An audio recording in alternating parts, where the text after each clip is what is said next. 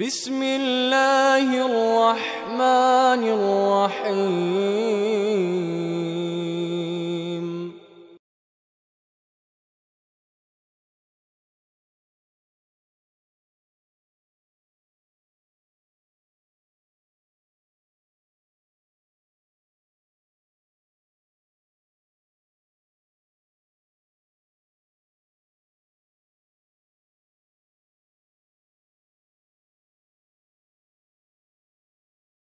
إن الحمد لله نحمده ونستعينه من يهده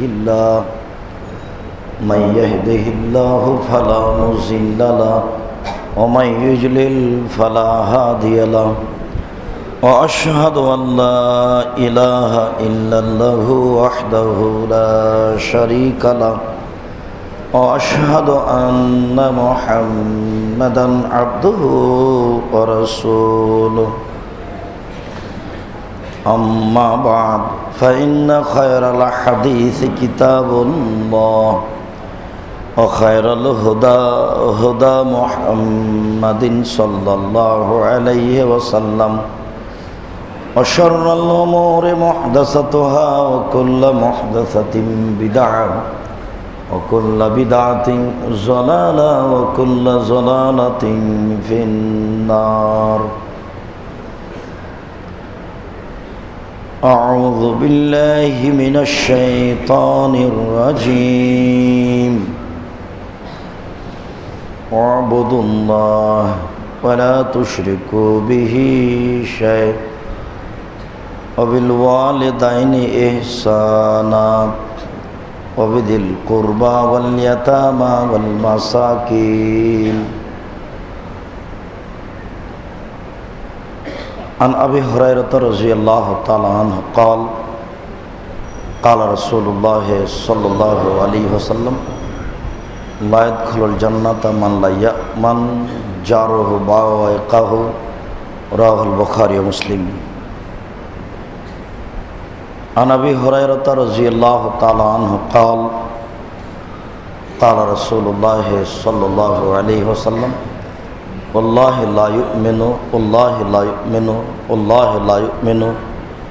قيل من يا رسول الله؟ قال من لا يأمن جاره بوائقه. رواه البخاري ومسلم. عن عائشة رضي الله تعالى عنها قالت قال رسول الله صلى الله عليه وسلم لا يزال جبرائيل يشيني بالجار حتى ظننت أنه سيورثه. رواه البخاري ومسلم. সম্মানিত মসজিদের মুসল্লি, প্রশংসা আল্লাহর জন্য, শান্তি অবতীর্ণ হোক আল্লাহর রাসূলের উপর সাল্লাল্লাহু আলাইহি ওয়াসাল্লাম। আজ জুমার খুতবায় সংক্ষিপ্ত সময়ে এতিম ও প্রতিবেশীর হক, এতিম ও প্রতিবেশী সম্পর্কে এক গুরুত্বপূর্ণ সংক্ষিপ্ত তথ্যবহুল বিবরণের চেষ্টা করব ইনশাআল্লাহুল আজিজ। যাদের বিষয়ে আল্লাহ তাআলা খুব বেশি আলোচনা রেখেছেন, যাদের ব্যাপারে রাসূল সাল্লাল্লাহু আলাইহি সাল্লাম মানুষকে খুব বেশি সতর্ক করেছেন, তারা হচ্ছে এতিম, তারা হচ্ছে প্রতিবেশী। আর মানুষের ভালো মন্দ বোঝা যায় প্রতিবেশী দিয়েই। প্রতিবেশী দিয়ে যেমন সমস্যা হয়, প্রতিবেশী দিয়ে তেমন উপকার হয়। হঠাৎ একটা দুর্ঘটনা ঘটল, রাতে কোথায় হাসপাতালে মেডিকেলে যেতে হবে, এরকম পর্যায়ে প্রতিবেশীরাই সহযোগিতা করে থাকে।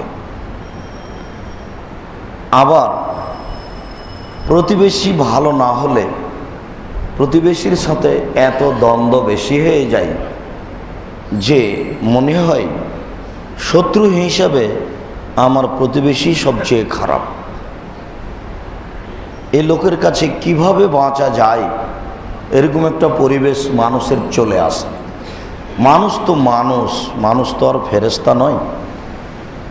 ফেরেশতা হলে তো অন্যায় কি জিনিস ওটা বুঝেই না, তো অন্যায় করবে কি দিয়ে?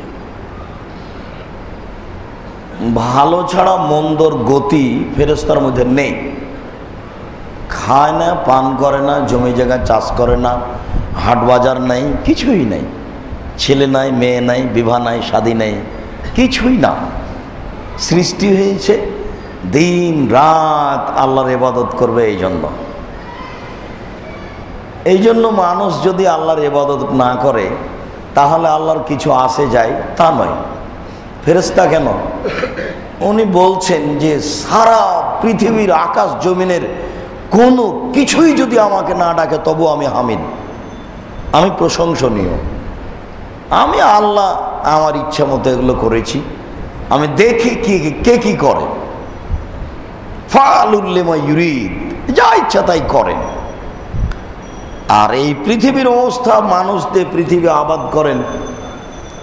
আবু সাঈদ খুদরি রাদিয়াল্লাহু তাআলা আনহু বলেন, রাসূল সাল্লাল্লাহু আলাইহি সাল্লাম বলেছেন, আদ-দুনিয়া খাজরাতুন হুলওয়া, পৃথিবী হচ্ছে মিঠা বস্তু, সবুজ মিঠা বস্তু।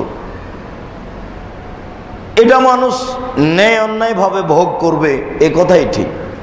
যেটা ভালো লাগে সেখানে মানুষ যাবে, মানুষের বিবেক যাবে।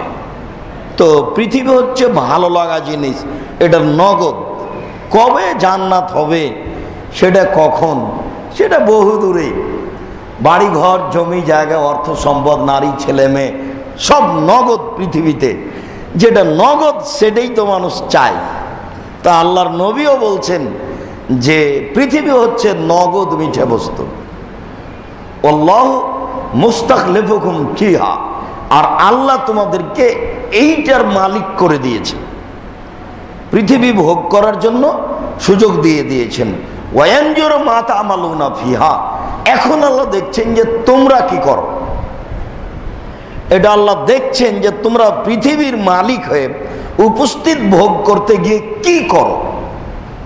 এই কথার সাথে দুইটা কথা যোগ করে দিয়েছেন। একটা হলে হ্যাঁ এটা নগদ বস্তু বটে, তবে ফাত্তাকু দুনিয়া, দুনিয়া থেকে সাবধান থাকো।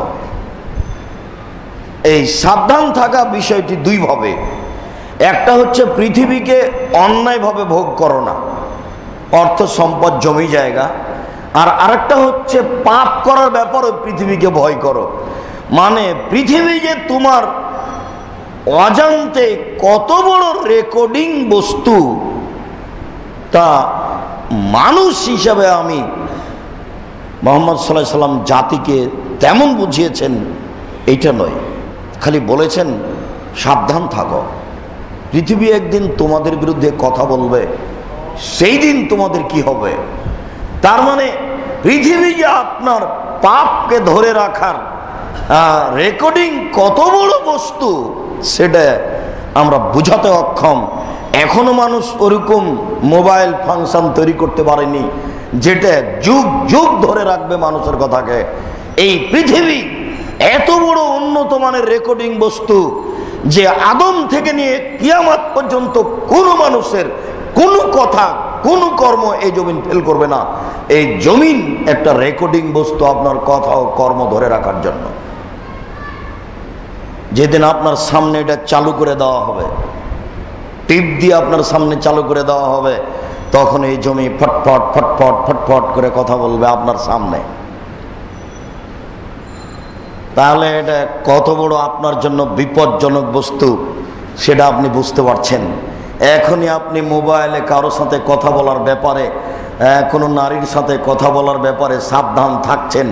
যারা বোকা তারা তো বুঝে না, সে ভাবছে মনে মনে কথা আমার রেকর্ডিং করে রাখছে নাকি, একটু পরে যে কি হয় ধরেই রাখছে নাকি।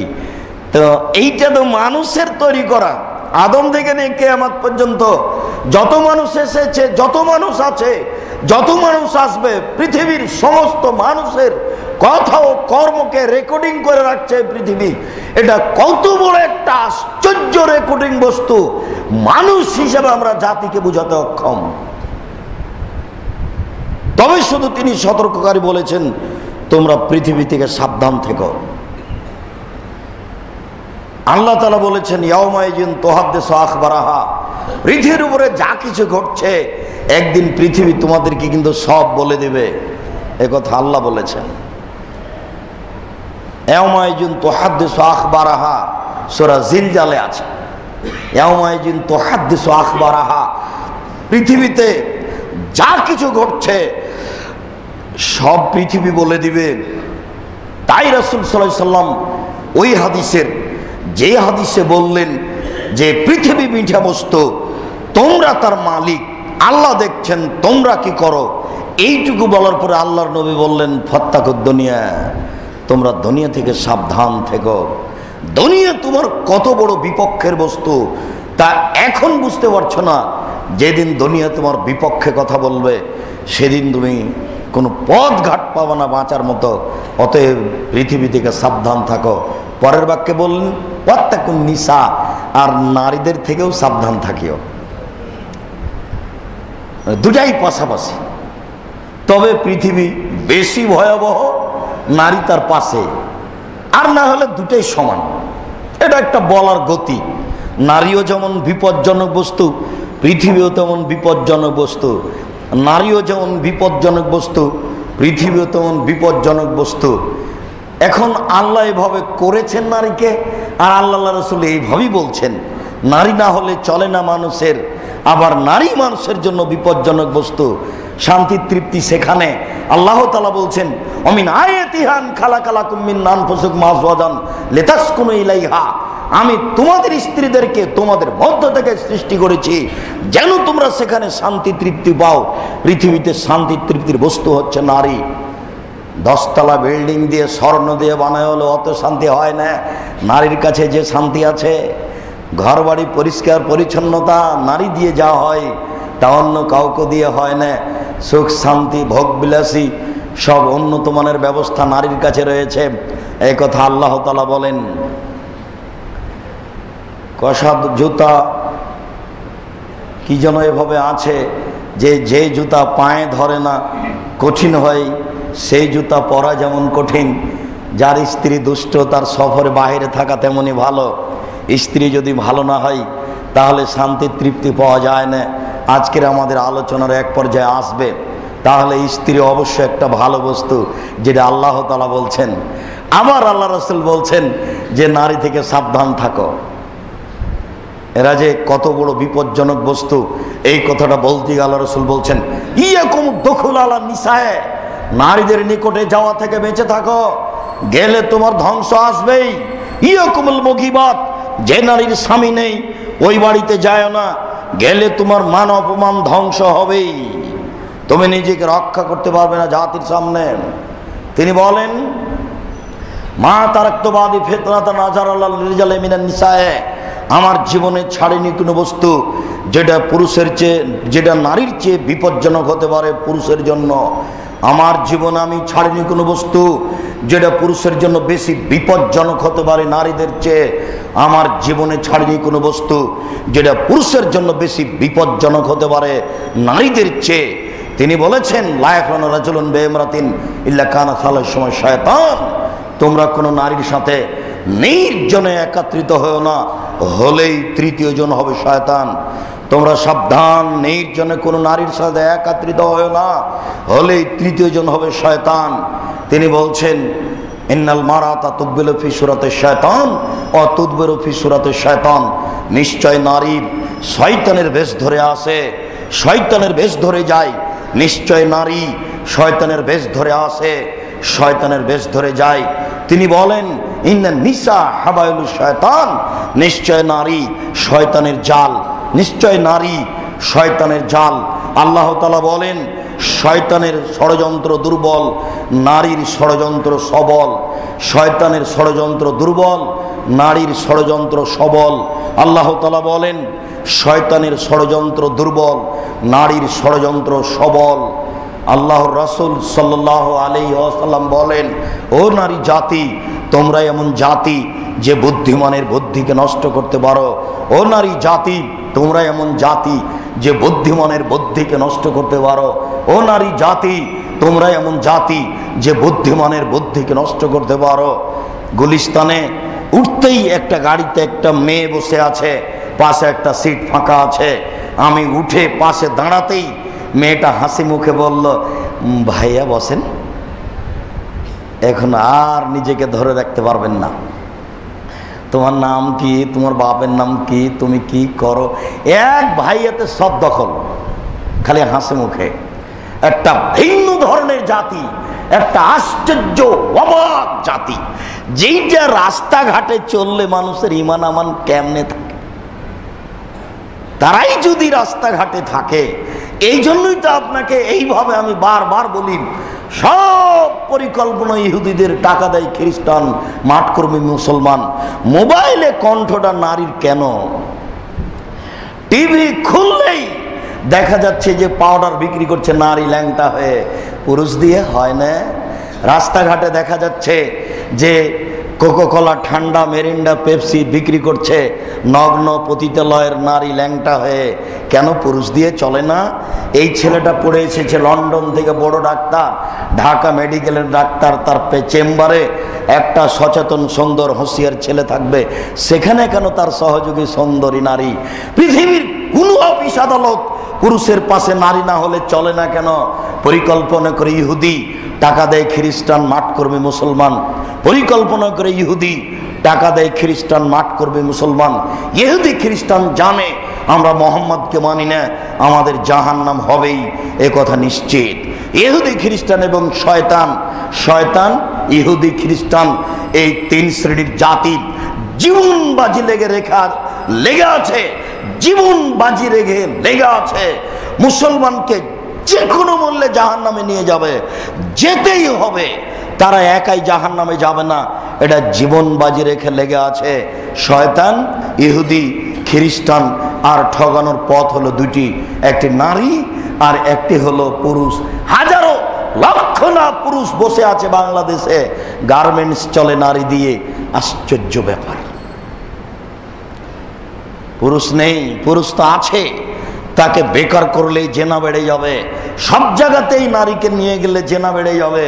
আমরা সফল হব, বলবো সফল হয়েছি, ইহুদি বলবে সফল হয়েছি, খ্রিস্টান বলবে সফল হয়েছি। এই কারণেই রাসূল সাল্লাল্লাহু আলাইহি ওয়াসাল্লাম এই কঠিনভাবে বলেছেন। সেই বাক্যটি নিয়ে এতগুলি কথা চলে আসলো। আল্লাহর নবী বাক্যের শেষ দিকে বললেন, হাদিসের শেষ দিকে বললেন, পৃথিবী থেকে সাবধান থাকো, পৃথিবী অতীব জটিল কঠিন, তোমার বিপক্ষের বস্তু, তোমার সব কর্মকে রেকর্ডিং করে রেখেছে। আর এত উন্নত মানের রেকর্ডিং বস্তু মানুষ তৈরি করতে পারবে না। রেকর্ডিং করে রাখা বস্তু মানুষ তৈরি করতে পারবে না। যা কিছু করছেন সব পৃথিবী ধরে রাখছে। আর এত উন্নত মানের বস্তু, এই রেকর্ডিং বস্তু পৃথিবী, যার 19-20 হবে না। যেভাবে বলছেন ও করছেন সব ধরে রাখছে। এই জন্য তিনি পৃথিবী থেকে বাঁচতে বললেন, আর নারী থেকে বাঁচতে বললেন। সম্মানিত মসজিদের মুসল্লি, দ্বীনি মুসলিম বোন, আপনারা আবার মনে করিয়েন না যে আব্দুর রাজ্জাক সাহেব এত কঠিনভাবে আমাদেরকে বললেন, আমরা কি এত কঠিন কথা শোনার জন্য মসজিদে এসেছি?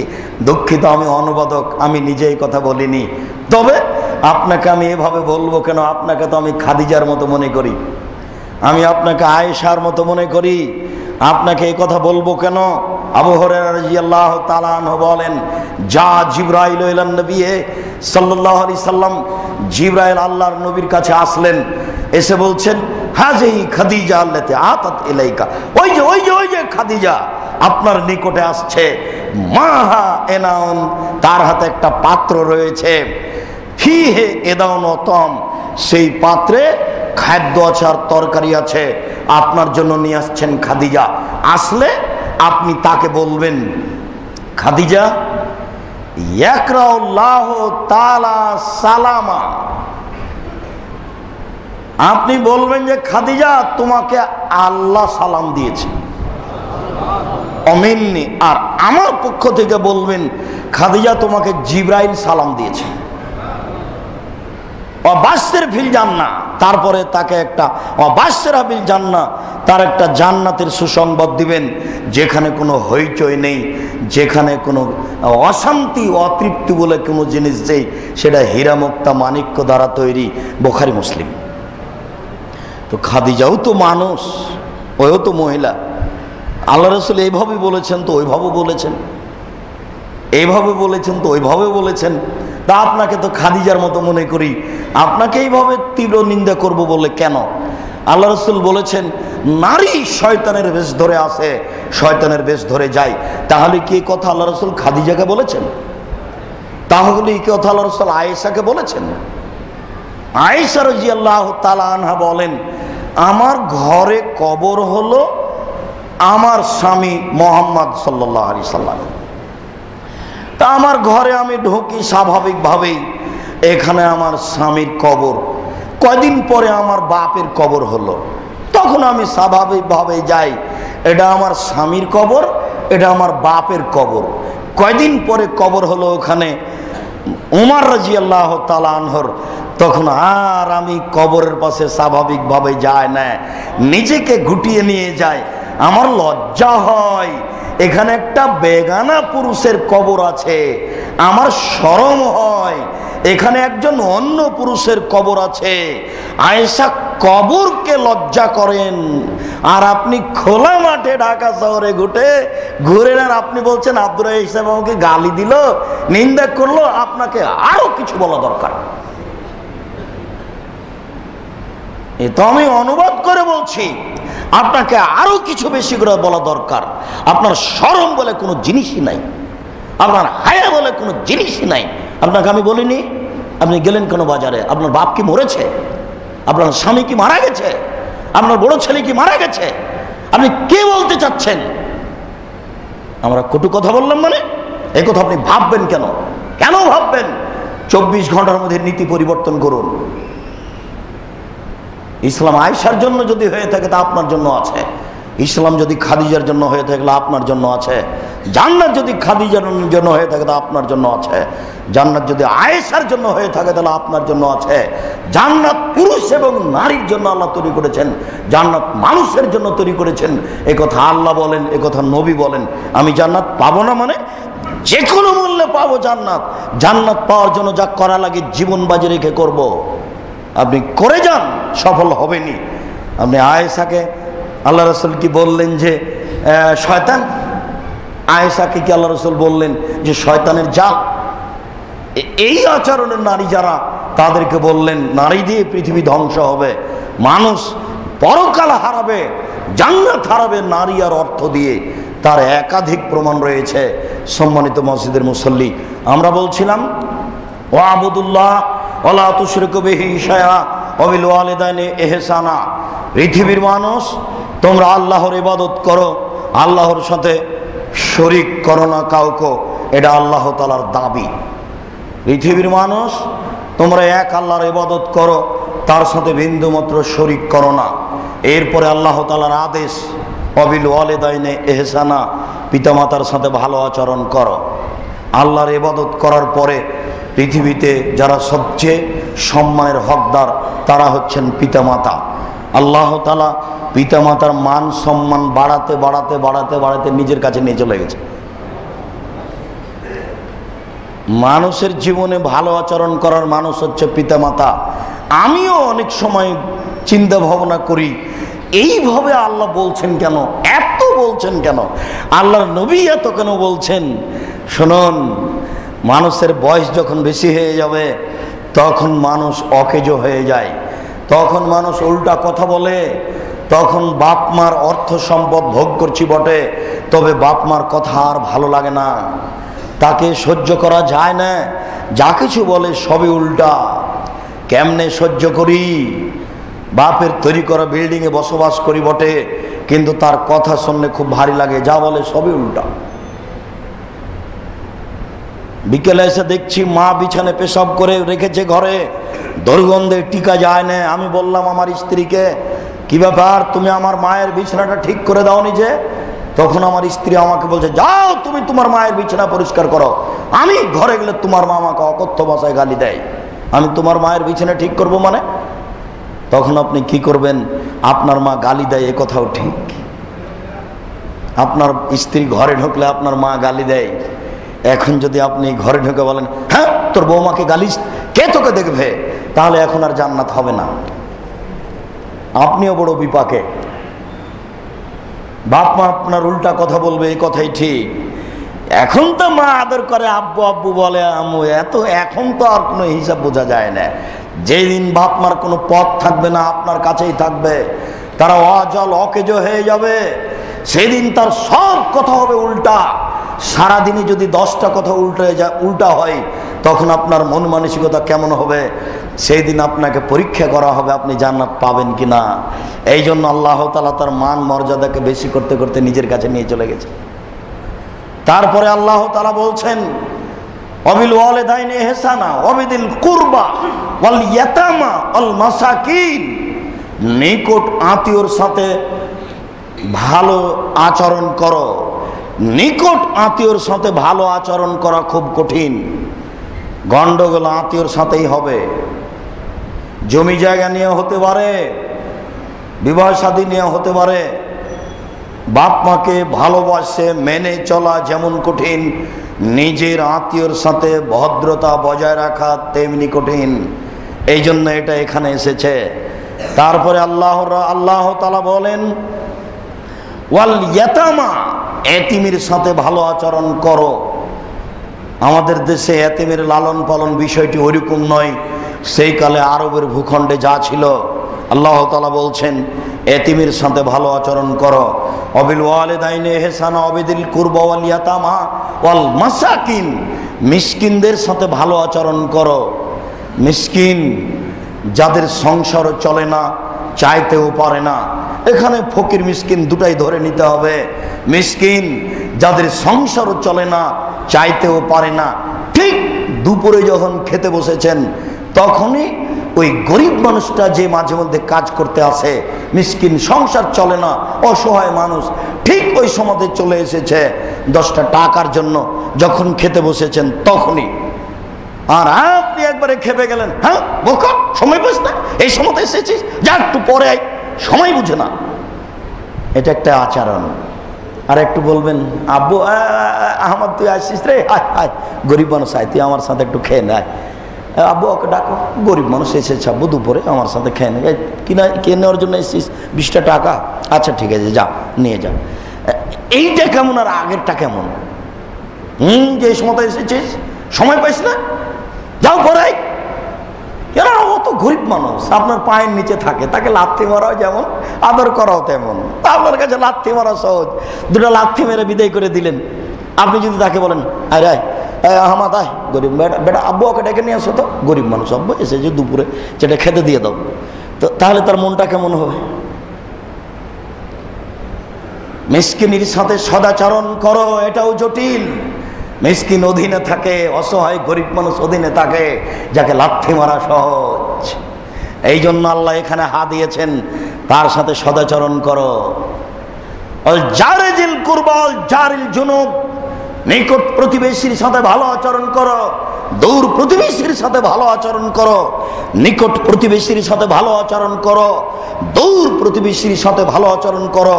ওয়াসাহিব বিল জামবে, চলার সাথীর সাথে ভালো আচরণ করো। গাড়িতে উঠেই 2 জন পাশাপাশি উঠেছেন, পাশাপাশি আছেন, যাচ্ছেন রাজশাহী, তার সাথে ভালো আচরণ করতে হবে। গাড়িতে ওই লোকটা উঠছে, আপনিও সিটে বসে আছেন, লোকটা হঠাৎ করে উঠেছে, দ্রুত ভিতর দিকে যাচ্ছে একটা সিট নেওয়ার জন্য, আপনার পায়ের উপরে পা চাপিয়ে দিয়েছে। চট করে খেপে বললেন, তোমার মাথা, তোমার কপালে চোখ নেই? মানুষের উপরে চড়ে নাও। ও কি আপনার গায়ে চড়ে নেওয়ার জন্য উঠেছে? আপনি এভাবে বলছেন কেন? সেও চলার সাথে, আপনিও চলার সাথে গাড়িতে উঠেছেন, এই মেজাজ দেখাচ্ছেন কাকে? আপনি কে বলেন? আপনি, আপনারা একটু পরে উঠে যাবো। আপনি ওই রিক্সাওয়ালার মতো কেন? ওই যে রিক্সাওয়ালা, আপনি কি দেখেন না, এই রিক্সাওয়ালাই এখনই আর একজনের সাথে একটু বেঁধে গেছিল। ওই রিক্সাটা এমন গালি দিল এই রিক্সাওয়ালাকে, একটু পরে এর রিক্সাটা আর এক জায়গা থেকে বেঁধে গেছে, তখন ওই রিক্সাওয়ালাকে এমন দেওয়া দিল, দুজনই একই। তাহলে আপনি কি তাই? আপনি কেন আগে থেকে গাড়িতে বসে আছেন, এই লোকটার উপরে খেপে গেলেন? লোকটা তাড়াহুড়ো করে গাড়িতে উঠছে, ভিতরে যাবেই, আপনার পায়ের উপরে পা পড়ে গেছে, তা আপনি এভাবে বললেন মানে? চলার সাথীর সাথে ভালো আচরণ করতে হবে, এই কথা আল্লাহ তাআলা কোরআন মাজিদে বলেছেন। ওমা মালাকাত আইমানুকুম, দাস দাসীর সাথে ভালো আচরণ করতে হবে, এই কথাটা আল্লাহ তাআলা বলেন। আল্লাহ তাআলা বলেন, ফালাক তাহামাল আকাবা সে ব্যক্তি দুর্গম গিরিপথ অতিক্রম করতে পারলো না। ওমা আদরাকা মাল আকাবা, দুর্গম গিরিপথ কি? আমরা দুর্গম গিরিপথ বলি যেই পথ পাথরের রাস্তা, খালি পায়ে শীতের দিনে হাঁটতে হবে, এর নাম দুর্গম গিরিপথ। আল্লাহ তাআলা বলছেন সেই ব্যক্তি দুর্গম গিরিপথকে অতিক্রম করতে পারলো না। ওমা আদরাকা মাল আকাবা, বলতে পারো কি মোহাম্মদ দুর্গম গিরিপথ কি? মোহাম্মদ তুমি কি বলতে পারো দুর্গম গিরিপথ কি? দুর্গম গিরিপথ হচ্ছে ফাক্কু রাকাবা, দাস দাসীকে মুক্ত করা, অথবা ইতামুন ফি ইয়াউমিন যি মাসগাবা, দুর্ভিক্ষের দিনে অসহায় সময় যখন খাওয়ার নেই তখন খেতে দেওয়া। এতিমান যা মাকরাবা, নিকট এতিমকে, অমিসকিনান যা মাতরাবা, ধুলোই মলিন মিসকিনকে, নিকট এতিমকে, ধুলোই মলিন মিসকিনকে, যারা রাস্তাঘাটে পড়ে আছে এসব ফকির মিসকিনকে খেতা দেওয়া হচ্ছে। দুর্গম গিরিপথ অতিক্রম করা, বুঝাতে পারলাম না। আল্লাহ তাআলা বলছেন পারল না সে দুর্গম গিরিপথকে অতিক্রম করতে। মোহাম্মদ আপনি কি বলতে পারেন দুর্গম গিরিপথ কি? মোহাম্মদ আপনি কি বলতে পারেন দুর্গম গিরিপথ কি? আমি বলে দিই, দুর্গম গিরিপথ হচ্ছে দাস দাসীকে মুক্ত করা, 1, 2 নিকট এতিমকে খেতে দেওয়া, 3 ফকির মিসকিনকে খেতে দেওয়া।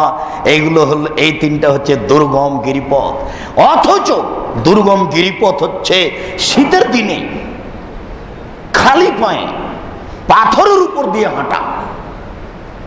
আল্লাহ তাআলা এখানে বলছেন ওইটা নয়। দুর্গম গিরিপথ অতিক্রম করতে পারলো ওই যে এই 3 জায়গায় টাকা খরচ করে। আমাদের দেশে তো দাস দাসী নেই, তাহলে থাকলো 2টা, এতিম এবং ধুলোই মলিন মিসকিন। আরাইতাল্লাযী ইউকাযযিবু বিদ্দীন ফাযালিকাল্লাযী ইয়াদুল ইয়াতীম ওয়া ইয়াহুয্যু আলা তা'আমিল মিসকিন। ওরাই ধ্বংস, ও ধ্বংস হয়েছে সুনিশ্চিত যে এতিমকে গলা ধাক্কা দেয়, যে মিসকিনকে খাদ্য দেওয়ার ব্যাপারে উৎসাহিত করে না। স্ত্রীকে বলে রাখতে হবে, ঢাকা শহর হলে কি হবে, ঢাকা শহরে সব ভয় পায়, কেউ যেন না আসে খেতে, অল্প চাউল রান্না করা হয়েছে, 2 জন মিলে খেয়েছে, এতিম আসলে মিসকিন আসলে কি খাবে। যেই না 20 বছর আগে আপনার মায়ের যে অবস্থা ছিল এই অবস্থায় আপনি থাকবেন, আপনাকে আমি অনুরোধ করেছি চাউল বেশি দিতে বলবেন স্ত্রীকে, চাউল বেশি করে রান্না করো। বেশি হয়ে গেলে কি হবে? বেশি হয়ে গেলে তুমি ছাদের উপরে রেখে দিও, পাখি খাবে, গরু খাবে, ডেনে ফেলে দেবো। তুমি ভাত বেশি করে চাউল দাও, ফকিরে খাবে, সারাদিন যত ফকির আসবে তাকে দিয়ে দেবা। কোনো সময় মন সংকীর্ণ নিয়ে আসবেন না। আমি আপনাকে শতবার বলেছি, আপনাকে আপনার বাপের স্বভাবে ফিরে যেতে হবে যে কোনো মূল্যে। আপনার বাপের স্বভাব ছিল, আপনারা ছিলেন 10 ভাই বোন, 2-1 জন, 10 ভাই বোন, আপনার বাপ মা ছিল 2 জন, 12 জন। আপনার বাপ ফকির মসজিদ ধরে নিয়ে আসতো 2টা রাতে, তাহলে হলো 14 জন। আর কিষান কামলা ছিল বাড়িতে 3 জন, 17 জন। এতগুলি মানুষের ভাত রান্না করতো আপনার মা ঢেকিতে ধান ভেঙে, কোনো দিন ভারী মনে করেনি। আর আজকে আপনার স্ত্রী যেখানে রান্না করে সেখানে আছে গ্যাসের চুলা, সেখানে আছে ফ্রিজ। 10টার সময় আপনি আমাকে নিয়ে গেছেন, রাত 10টায় গিয়ে বলছেন খালেদা একটু উঠো, মেহমান গেস্ট আছে। একবারে নাক সিটকানি দিয়ে খেপে ওঠ, তুমি রাত্রে মেহমান নিয়ে এসছো, এগুলো কে করবে এগুলো? আপনি বেকায়দায় পড়ে গেলেন, আর তো মেহমান আনবেন না। যেই ধমক খেয়েছেন রাত্রে, আগে বলবেন ভাই আমি রাত্রে নিয়ে যেতে পারবো না, আপনি থাকেন, আপনাকে আমি হোটেল ভাড়া করে দিয়েছি, আপনি সেখানে থাকেন। মানে স্ত্রীর কাছে মানুষ জিম্মি। এই সময়তে যদি 70-80 বছরের মা বেঁচে থাকেন আর এই দৃশ্য যদি দেখতে পাই, তাহলে মায়ে বলবে থাক বেটা থাক, বৌমাকে উঠাস না, আমি ভাতটা তৈরি করে গরম করে দিচ্ছি, এখন থাক বেটা থাক, বৌমাকে উঠাস না। এই কথা আপনার মা এখন বলবে, আমি বুঝাতে পারলাম কিনা? এখন আপনার মায়ের বয়স 80 বছর, কোনো সমস্যা না আপনার মায়ের কাছে, থাক বেটা থাক, বৌমাকে উঠাস না বেটা, আমি সবকিছু ঠিকঠাক করে দিচ্ছি। বুঝাতে পারলাম না? মানুষ অতিক্রম করতে পারেনি দুর্গম গিরিপথ। আল্লাহ বলেননি যে দুর্গম গিরিপথ পাথরের পথ, তিনি বলেছেন দুর্গম গিরিপথ হলে 3টে। আবু হুরায়রা রাদিয়াল্লাহু তাআলা আনহু বলেন রাসূল সাল্লাল্লাহু আলাইহি সাল্লাম বলেছেন লা ইয়াদখুলুল জান্নাতা মান লা ইয়ামান জারহু বারাইকাহু, যে তার প্রতিবেশীকে ভালোবাসে না সে জান্নাতে প্রবেশ করবে না। প্রতির বিষয়টি অতীব জটিল। আল্লাহ আমাদেরকে সঠিক জানা ও বোঝার তৌফিক দান করুক। আল্লাহুম্মা সাল্লি আলাইহি আল্লাহুম্মা বারিক আলাইহি। আলহামদুলিল্লাহি ওয়াহদা ওয়াসসালাতু ওয়াসসালামু আলা মান লা নাবিয়্যা বা'দা। আবু হুরায়রা রাদিয়াল্লাহু তাআলা আনহু বলেন, রাসূল সাল্লাল্লাহু আলাইহি সাল্লাম বললেন, ওয়াল্লাহি লা ইউমিনু, আল্লাহর কসম সে ব্যক্তি মুমিন নয়, আল্লাহর কসম সে ব্যক্তি মুমিন নয়, আল্লাহর কসম সে ব্যক্তি মুমিন নয়। কিলা মান ইয়া রাসূলুল্লাহ, আল্লাহ রাসূলকে বলা হলো সে কে, কার কথা আপনি বলছেন মুমিন নয়, সেটা তো বলবেন। তখন আল্লাহ রাসূল বললেন, মান লা ইয়ামান জারহু বাওয়াইকাহু, যে তার প্রতিবেশীকে কষ্ট দেয় সে মুমিন নয়। বুখারী মুসলিম।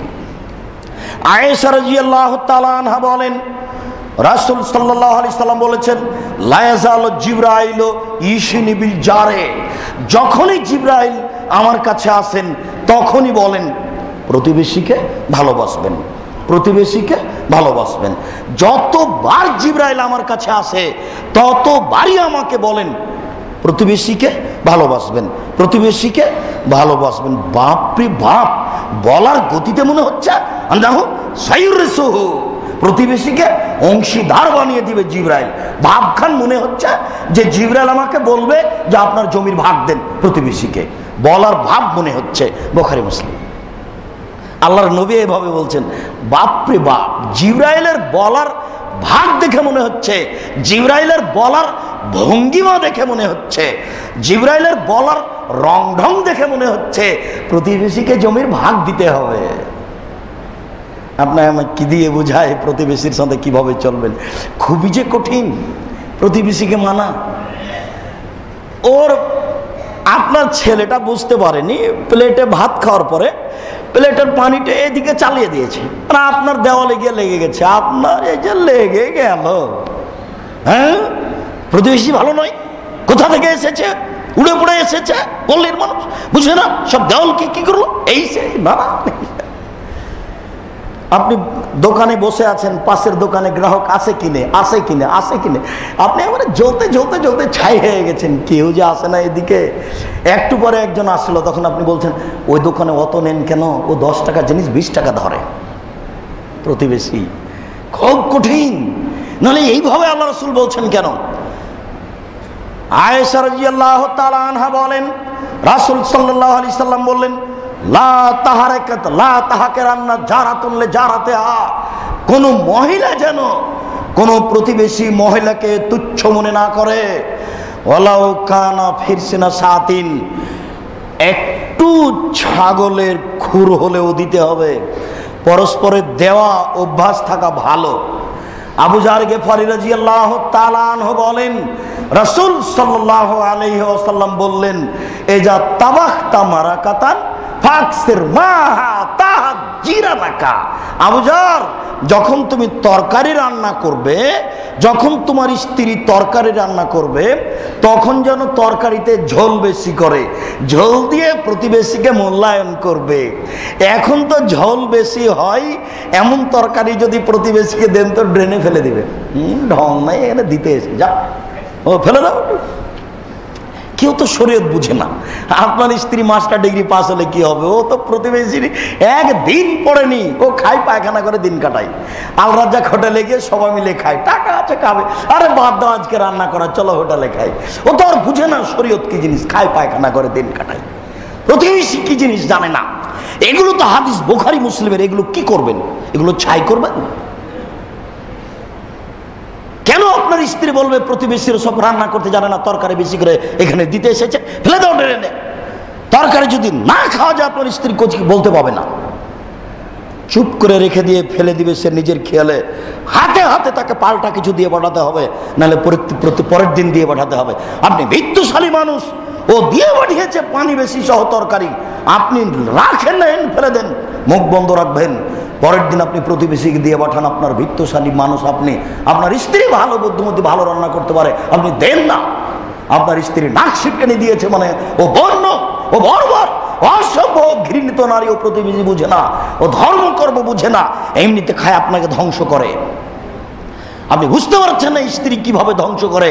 আল্লাহ নবী বলেছেন আসম্ফি সালাসা, ধ্বংস তিনটে জিনিসে, তার এক নম্বরে হচ্ছে ফিলমারা, স্ত্রীর মধ্যে ধ্বংস। নেন এবার আপনার স্ত্রী কি করে? প্রতিবেশীর তরকারিতে ঝোল বেশি হয়েছে, নাক সিটকানি দিল কেন? কেন দিবে সে? এইটুকু তার মানবতা নেই, এইটুকু তার হিতাহিত জ্ঞান নেই যে পল্লীর মানুষ, গরিব মানুষ রান্না বান্না বুঝে না, একটু প্রতিবেশীকে দিতে হয় তা দিয়েছে। কেন বলবে ঝোল বেশি করে তরকারি দিতে এসেছে, ফেলে রাখবো? এভাবে বলবো কেন? কেন বলবো? ভালো লাগে না রেখে দেখ, পরের দিন দিয়ে পাঠাবে আপনার স্ত্রী, বাধ্য। এটাই নীতি। এই কথাই রাসূল সাল্লাল্লাহু আলাইহি সাল্লাম বললেন। আয়েশা রাদিয়াল্লাহু তাআলা আনহা বলছেন, আল্লাহর নবী, আমার যদি প্রতিবেশী 2 জন হয়, আমি যদি দিতে চাই কিছু, কিভাবে দিব? একদিনই তো অত দিতে পারবো না। তখন আল্লাহ রাসূল বলছেন, এলা আকরাবেকে বাবান, যার দরজা সবচেয়ে কাছে তাকে আগে দিবা। যার দরজা তোমার বাড়ির কাছে, তাহলে দেওয়াটা শুরু হবে। একদিনই তো মানুষ সবাইকে সব দিতে পারবে না, দাওয়া তো খাওয়াতে পারবে না, এটা হয় না। তাহলে নিকট থেকে শুরু হোক, দেওয়াটা শুরু হবে আপনার ঘরের দরজা থেকে, যার দরজা সবচেয়ে কাছে। সে ভালো হোক আর মন্দ হোক, চোরা হোক চোরটা হোক, কোনোদিন রাগ দিয়ে কোনো কাজ নেবেন না। প্রতিবেশীর সাথে আপনার রাগ হবে, এ কথাই ঠিক। এই জন্য তো এতগুলো, আপনি বুঝতে পারছেন না, এই জন্য তো এতগুলো।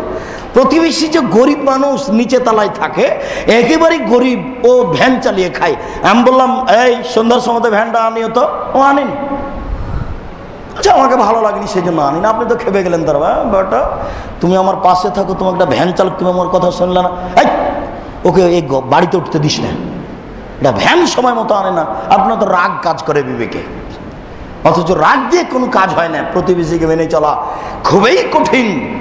রাসূল সাল্লাল্লাহু আলাইহি সাল্লাম বললেন, সাহেবুল খায়রুল জারে খায়রুস সাহেবে ইনদাল্লাহে খায়রুল লিসাহিবিহি, সবচেয়ে ভালো মানুষ সেই যে তার স্ত্রীর কাছে ভালো। ও খায়রুল জারে ইনদাল্লাহে খায়রুল লিজারিহি, সবচেয়ে ভালো মানুষ আল্লাহর কাছে ওই যে তার প্রতিবেশীর কাছে ভালো। সবচেয়ে ভালো মানুষ সেই যে তার স্ত্রীর কাছে ভালো। সবচেয়ে ভালো মানুষ আল্লাহর কাছে সেই যে তার প্রতিবেশীর কাছে ভালো। আবু হুরায়রা রাদিয়াল্লাহু তাআলা আনহু বলেন, একটা লোক এসে আল্লাহ রাসূলকে বলল, আল্লাহ রাসূল, কাইফা বিআলামা আন্নী আহসান্ত ও আসাত। আল্লাহ রাসূল, আমি কি দিয়ে বুঝবো যে আমি ভালো করি খারাপ করি? আমি কিভাবে বুঝবো যে আমি ভালো মানুষ আমি খারাপ মানুষ? আমি কিভাবে বুঝবো যে আমি ভালো করি আমি খারাপ করি? আমি কিভাবে বুঝবো যে আমি ভালো মানুষ আমি খারাপ মানুষ?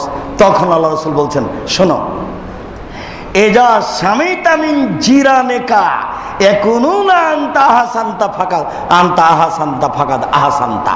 যখন তুমি শুনতে পাবা তোমার প্রতিবেশী বলছে লোকটা খুব ভালো, তখন তুমি ভালো। ওয়াইজা সামিতা মিনহুম ইয়াকুলুনা আসাতা ফাকাদ আসাতা, আর যখন তুমি শুনতে পাবা যে প্রতিবেশী বলছে লোকটা খারাপ, তখন তুমি খারাপ। আমি বুঝাতে পারলাম কি না? একজন লোক এসে বলছে, আল্লাহ রাসূল, আমি কিভাবে বুঝবো যে আমি ভালো মানুষ? এটা মন চায়, আমি তো জান্নাত পাওয়ার ইচ্ছা করছি, তা আমি কিভাবে বুঝবো আল্লাহ রাসূল যে আমি ভালো মানুষ? তখন আল্লাহ রাসূল উত্তরে এটা বললেন, শোনো, যখন তুমি শুনতে পাবা যে প্রতিবেশী বলছে তুমি ভালো, তখন তুমি ভালো। আর যখন তুমি শুনতে পাবা যে প্রতিবেশী বলছে খারাপ, তখন তুমি খারাপ। প্রতিবেশীর কাছে ভালো হওয়া খুবই কঠিন। একটু উল্টে গিয়ে দেখবেন যে আর একজনের সাথে পার্টি করে বেড়াচ্ছে আপনার বিরুদ্ধে। খুবই যে কঠিন টিকে রাখা, প্রতিবেশীকে ভালোবাসা খুবই কঠিন। জি, রাসূল সাল্লাল্লাহু আলাইহি ওয়াসাল্লাম এইভাবেই বলেছেন, খুবই কঠিন। আল্লাহ রাসূল বলছেন, আউয়ালু খাসমানি ইয়াউমাল কিয়ামাহ জারানে, বিচারের মাঠে প্রথম বিচার হবে 2 প্রতিবেশীর। আব্দুর রাজ্জাক সাহেব, কথা কি বলতে ভুল হলো?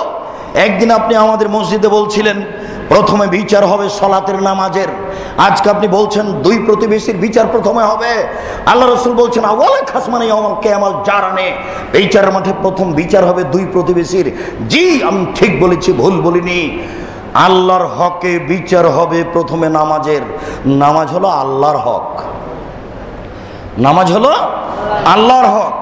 প্রতিবেশী তোকে ধাক্কা দিয়ে নামিয়ে নিতে তো কে কেন এখানে এসেছে, এবার আল্লাহর মাফ করবেন না এই কথা। প্রতিবেশীকে এবার হাত ধরে বলতে হয়, শোনো প্রতিবেশী গো, তোমাকে একটা কথা বলেছিলাম, ধাক্কা দিয়ে নামিয়ে দিত, কথাটা ভুল হয়ে গেছে, তুমি আমাকে মাফ করো। এই ছাড়া এটা আর মাফ হবে না। এটা খুবই কঠিন। প্রতিবেশীর সাথে মিল রাখা হচ্ছে মানুষের হক, নামাজ হচ্ছে আল্লাহর হক। আল্লাহর হকে প্রথম বিচার হবে নামাজের, মানুষের হকে প্রথম বিচার হবে প্রতিবেশীর। বুঝাতে পারলাম কিনা? আল্লাহর হকে প্রথম বিচার হবে সলাতের, মানুষের হকে প্রথম বিচার হবে প্রতিবেশীর। পরস্পর প্রতিবেশী সদাচরণ না থাকলে তাহাজ্জুদ তাকে জান্নাতে নিয়ে যেতে পারবে না। তাই বলা হয়েছিল, আল্লাহ রাসূলের সামনে বলা হলো, অমুক মহিলা বেশি বেশি দান খায়রাত করে, বেশি বেশি সলাত আদায় করে, বেশি বেশি সিয়াম পালন করে, তবে সে প্রতিবেশীকে মুখ দিয়ে কষ্ট দেয়। আল্লাহ রাসূল বললেন, হে ফিন্নার, ও জাহান্নামে যাবে। আল্লাহ রাসূলের সামনে বলা হলো, ইন্না ফুলানাতান, অমুক মহিলা বেশি বেশি সলাত আদায় করে।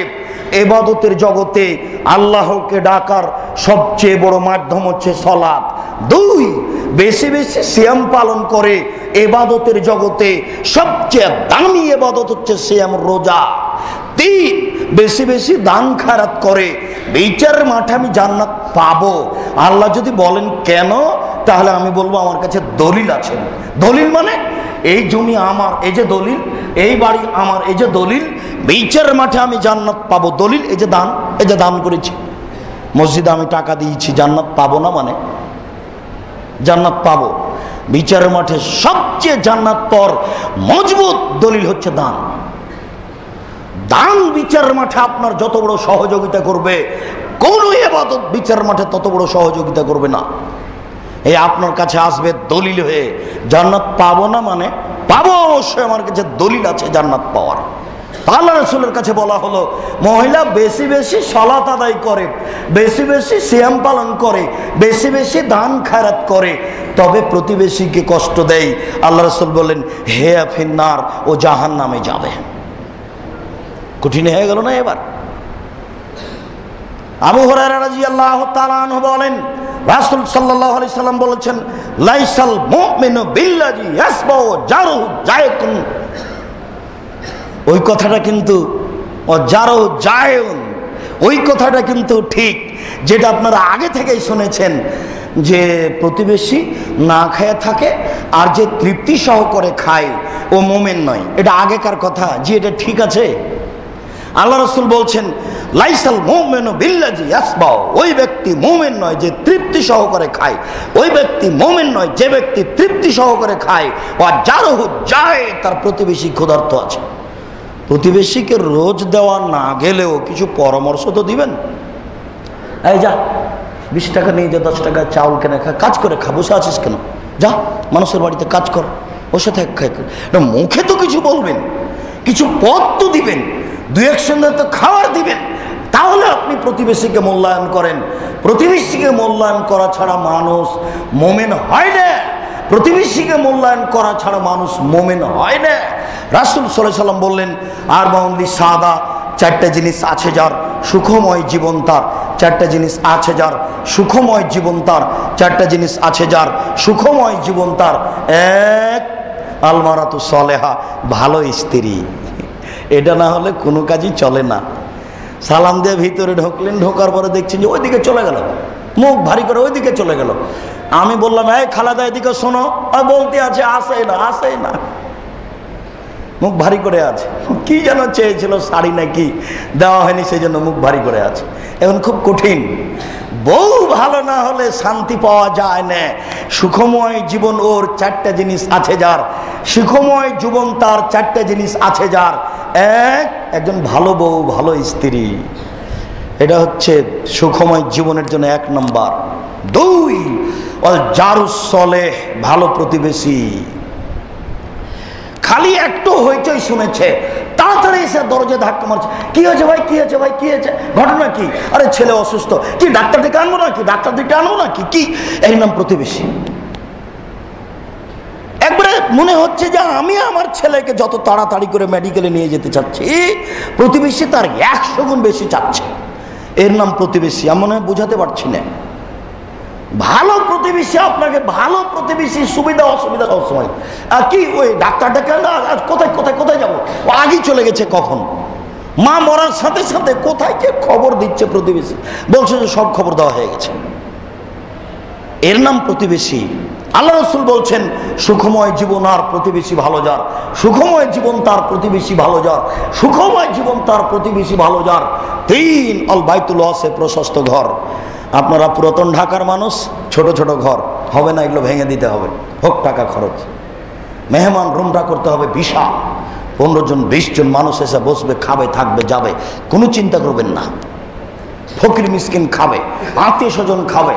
এই ছেলে, তোমাকে বলে দিচ্ছি তুমি সাবধান থাকো, আজ থেকে তোমার মাকে বলে দিও আম্মা চিন্তা করবেন না, বোনের স্বামীরা, বোনেরা, ভাগনা ভাগ্নিরা সব আমার কাছে খাবে। তুমি এই কথা চালু করে দাও বাড়িতে, 6 মাসের মধ্যে তোমার টাকা বেশি হবেই হবে। মেহমানকে ভালোবাসতে শিখো, মেহমানকে ভালোবাসানো অর্থ সম্পদে বরকত হবেই। ফকির মিসকিনকে খেতে দিতে শিখেন, বাপের স্বভাবে ফিরে যান, মায়ের স্বভাবে আপনার স্ত্রীকে ফিরিয়ে নিয়ে যান, সংসারে শান্তি আসবেই, অর্থ সম্পদ বেশি হবেই। সুখময় জীবন তার, প্রশস্ত ঘর যার, সুখময় জীবন তার, প্রশস্ত ঘর যার। ছোট্ট একটা ঘর করেছেন, সোফা ধরে তো চৌকি ধরে না, চৌকি ধরে তো সোফা ধরে না, মেহমান বসতে পায় না, কি করে হবে? নতুনভাবে ভেঙে করতে হবে, বিশাল রুম করতে হবে, অন্তত 20 জন মানুষ ধরে যেন। দিন প্রতিদিন মানুষ আসবে, ফকির মিসকিন খাবে, থাকবে। বউকে বলে দেবেন এই প্রয়োজনে 5 বার রান্না করবি, চিন্তা করবি না, খানা আল্লাহ উপর থেকে দিবে। আমি নিজে মানুষের রুজি ঠিক করিনি, আল্লাহ ঠিক করে রেখেছে। আমার বাড়িতে মানুষ মেহমান খাবে, এইটাই ঠিক। তবে বউ অনুকূলে না হলে এগুলো পারা যায় না। একদিক নাকশিটিক নিয়ে ধমক দিয়ে উল্টা ফিরলে মেহমানকে বলবেন ভাই আমি নিয়ে যেতে পারছি, চলো হোটেলে, তোমাকে এমন হোটেলে খাওয়াই।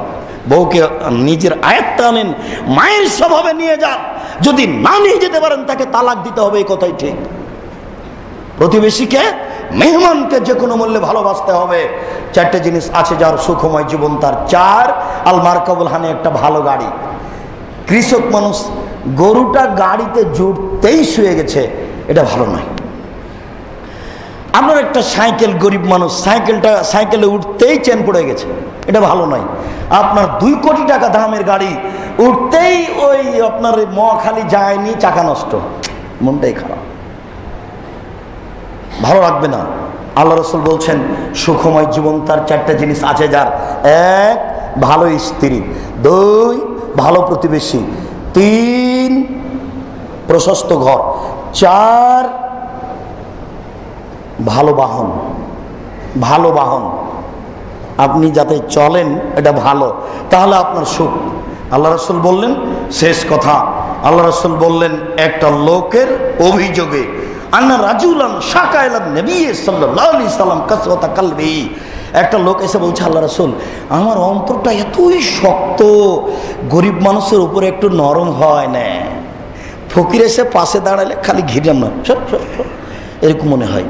আমার অন্তরটা এতই শক্ত আল্লাহ রাসূল, কারোর প্রতি একটু মনটা নরম হয় না, কি করবো আল্লাহ রাসূল বলেন তো?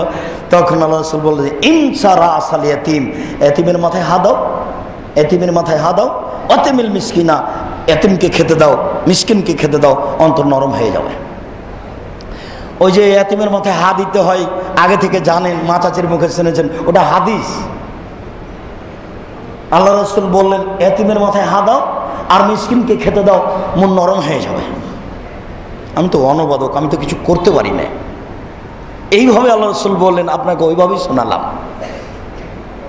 মানুষের শক্ত মন হবে, এ কথা লোকটা বলছে, এই যে কারোর প্রতি একটু দয়া করার মন হয় না, পকেটে টাকা আছে, ফকির এসেছে, মনটা সব আশ্চর্য। আচ্ছা 2 টাকা 5 টাকা দিলে বেরতে কমে যাবে না, এইরকম কেন হচ্ছে? এইরকম লোক রাসূলের যুগেও ছিল। তখন আল্লাহ রাসূল 2টা পয়েন্ট দিলেন, তারপরে বললেন পৃথিবীর মানুষ শুনে রাখো, আনা ওয়াকাফুল ইয়াতীম ফিল জান্নাতে হাকাজা, আমি আর যারা এতিমকে লালন পালন করবে সে আর আমি জান্নাতে এইভাবে থাকবো। 2টি আঙ্গুলকে পাশাপাশি করলেন, তবে ভিতরে একটু ফাঁকা রাখলেন। এই পৃথিবীর মানুষ শুনে রাখো, এতিমকে যে লালন পালন করবে সে আর আমি জান্নাতে এভাবে থাকবো, মানে ও আমার সাথে থাকবে, তবে একটু ফাঁকা রাখলেন। তারপরে বললেন কেউ যদি দুইটা মেয়েকে লালন পালন করে বিবাহ শাদী দিয়ে দেয়, দুইটা বেটি মেয়েকে লালন পালন করে বিবাহ শাদী দিয়ে দেয়, আমি আর সে ব্যক্তি জান্নাতে থাকবো। তখন আঙ্গুল দুটি জমা করে দিলেন। মানে এতিমের চেয়ে মেয়ে লালন পালন করা বেশি নেকির কাজ। বুঝাতে পারলাম না মনে হয়? এতিমকে যে লালন পালন করবে সে আর আমি জান্নাতে একসাথে থাকবো, দুইটা আঙ্গুলের মধ্যে একটু ফাঁকা। বুঝাতে পেরেছি কি? দুইটা বেটিকে লালন পালন করবে বিবাহ শাদী দিয়ে দিবে, ওই ব্যক্তি আর আমি জান্নাতে একসাথে থাকবো। জমা লাগিয়ে দিয়েছে, দুটো জমা করে দিয়েছেন। সব বুখারী মুসলিম। সম্মানিত মসজিদের মুসল্লি, আমরা আজকের সংক্ষিপ্ত আলোচনা পেশ করছিলাম এতিম ও প্রতিবেশীর হক। এতিম ও প্রতিবেশী সম্পর্কে, এতিম এবং প্রতিবেশী সম্পর্কে রাসূল সাল্লাল্লাহু আলাইহি সাল্লাম অনেক বলেছেন, আল্লাহ তাআলা অনেক বলেছেন। যেই বিষয়ে মানুষের ঈমান থাকা ও না থাকা নির্ভর করে, সাধারণ কাজে ঈমান হারিয়ে যায়, জান্নাত হারিয়ে যায়। বিষয়টি খুব লক্ষ্য রাখবেন। প্রতিবেশীকে ভালোবাসতে শিখবেন, আর এতিম অসহায় গরিব মানুষকে ভালোবাসতে শিখবেন। এটাই হলো দুর্গম গিরিপথ অতিক্রম করা। বক্তব্যের সব অংশ ভুলে গেলেও মধ্যে একটা অংশ আছে। দুর্গম গিরিপথ অতিক্রম করতে পারলো ওই যে ধুলোই মলিন মিসকিনকে খেতে দিতে পারলো, এতিমকে খেতে দিতে পারলো। অথচ দুর্গম গিরিপথ মানে হলো শীতের দিনে খালি পায়ে পাথরের উপরে চলা। এটা খুব কঠিন কাজ।